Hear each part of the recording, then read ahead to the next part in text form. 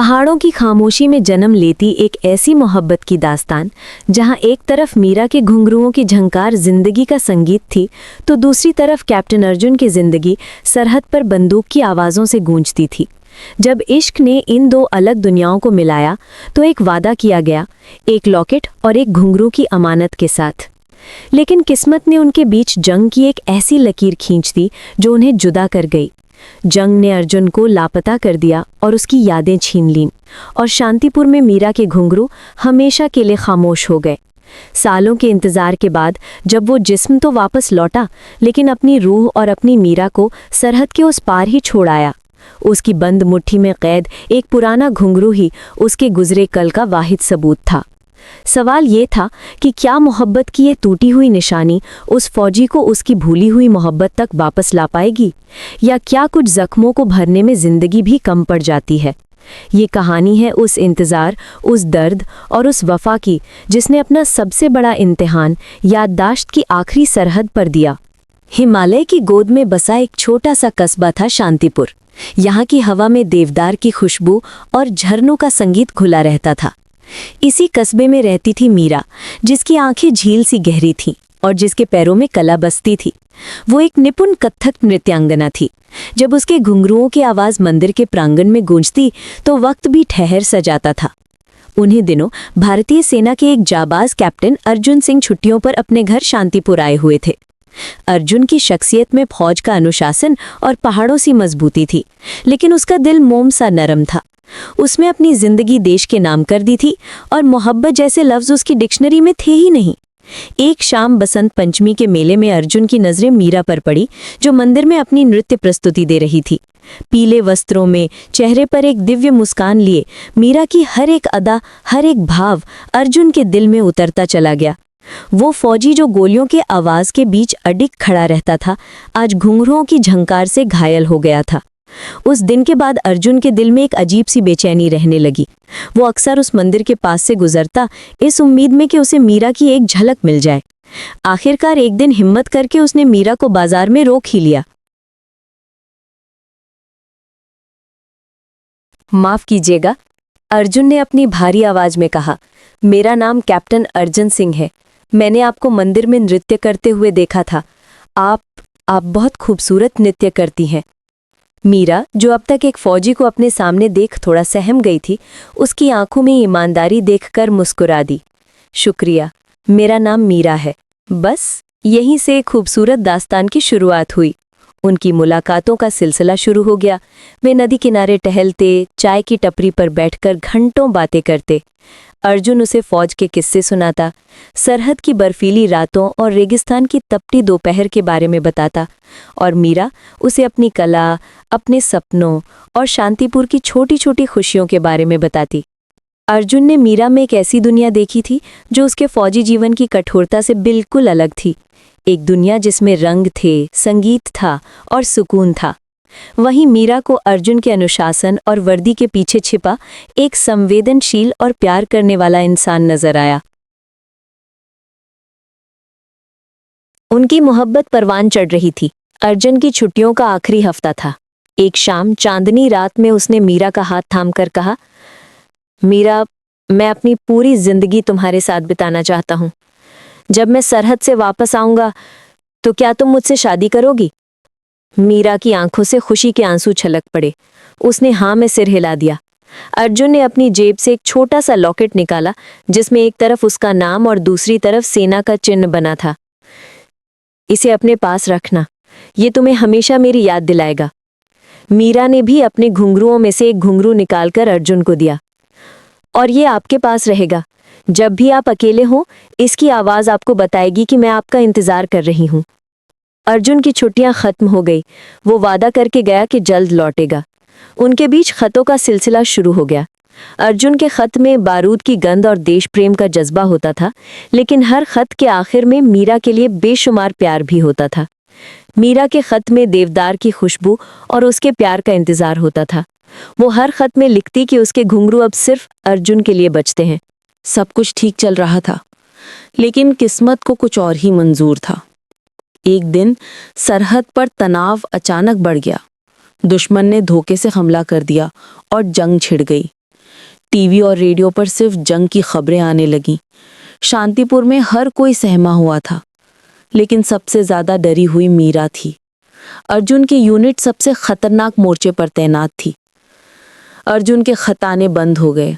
हर दिन मीरा के लिए एक सदी जैसा गुजरता। वो हर रोज मंदिर जाती, घंटों प्रार्थना करती। उसकी आंखों की चमक खोने लगी थी और उसके पैरों ने नाचना छोड़ दिया था।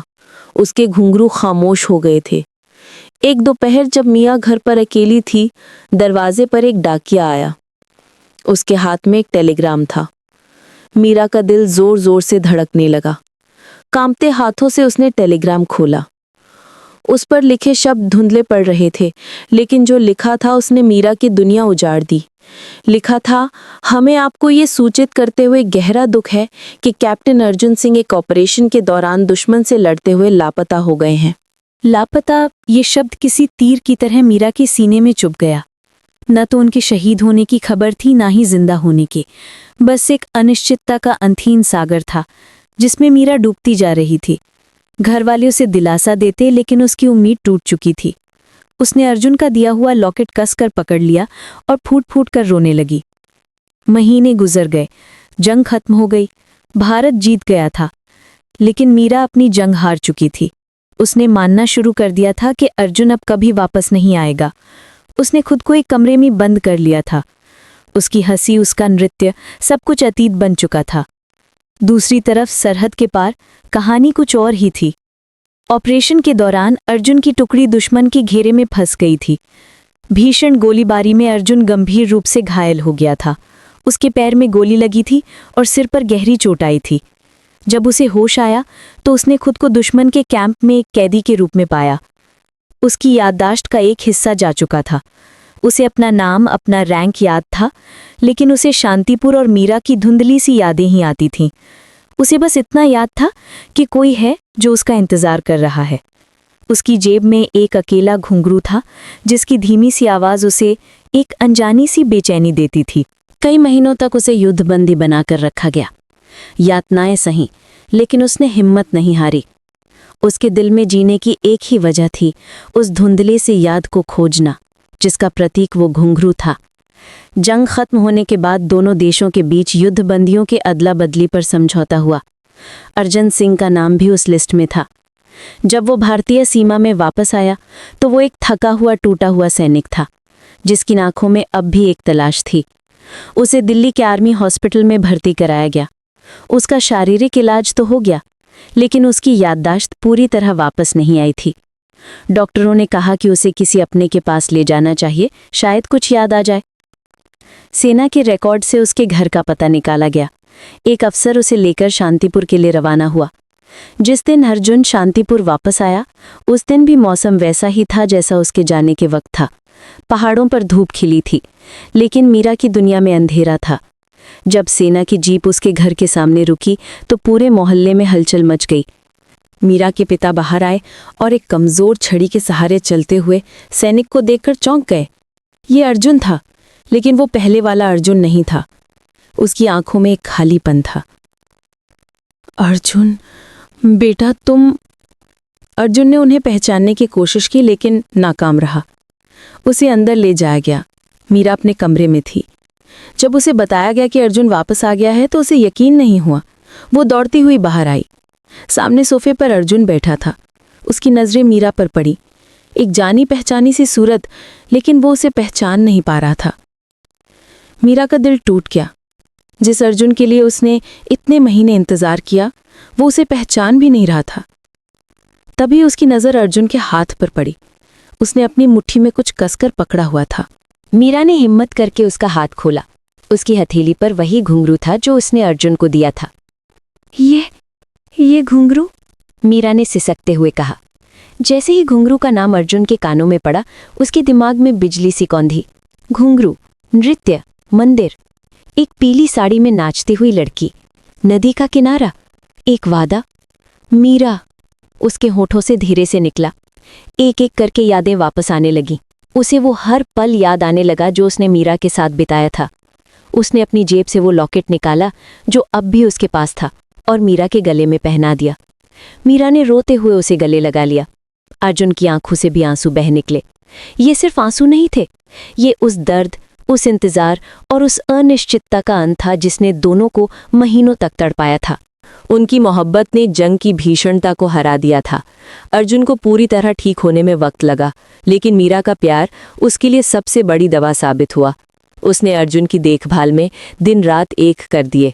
धीरे धीरे अर्जुन के चेहरे पर वही पुरानी मुस्कान लौटने लगी। कुछ महीनों बाद उसी मंदिर के प्रांगण में, जहां उनकी कहानी शुरू हुई थी, मीरा ने फिर से अपने घुंघरू पहने। लेकिन इस बार वो अकेली नहीं थी। सामने दर्शकों में कैप्टन अर्जुन सिंह बैठे थे, जिनकी आंखों में अपनी मीरा के लिए गर्व और बेशुमार मोहब्बत थी। जब मीरा ने नाचना शुरू किया तो घुंघरुओं की आवाज़ ने पूरे माहौल में एक नई जान डाल दी। ये सिर्फ एक नृत्य नहीं था, ये प्यार की जीत का, इंतजार के खत्म होने का और एक नए जीवन की शुरुआत का जश्न था। उनकी कहानी शांतिपुर के लोगों के लिए एक मिसाल बन गई। एक ऐसी कहानी जो बताती थी कि जब इश्क सच्चा हो तो वो जंग की सरहदों को भी पार कर जाता है और हर घाव को भर देता है। मोहब्बत और जंग की इस लड़ाई में आखिरकार मोहब्बत की ही जीत हुई थी।